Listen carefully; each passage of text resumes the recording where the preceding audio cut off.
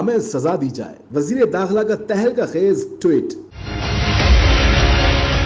समाजी राब्ते की website Twitter पर वज़ीर दाखिला राना सनाउल्लाह ने अपने ऑफिशियल अकाउंट पर गर्मा गर्म ट्वीट की। राना सनाउल्लाह ने लिखा कि हालात ऐसे हैं कि अगर तदब्बर और दानाई से फैसला ना हुआ तो फसाद, अनारकी और अफरा तफरी फैलेगी, सियासी और मौशी इस्तेहकाम नहीं आएगा। इलेक्शन के हवाले से मुख्तलिफ आरा है, पार्लियामेंट को रहनुमाई का इख्तियार हासिल है, हुकूमत इदारों की रहनुमाई करे, हम आइन के मुताबिक मामलात आगे बढ़ाना चाहते हैं। एक और ट्वीट में वज़ीर दाखिला ने लिखा कि कोर्ट के हुक्म पर इलेक्शन कमीशन ने शेड्यूल दिया, हमने उस हुक्म के तहत इंतखाबी अमल शुरू किया है, सुप्रीम कोर्ट के हुक्म को रद्द करने का सोच भी नहीं सकते।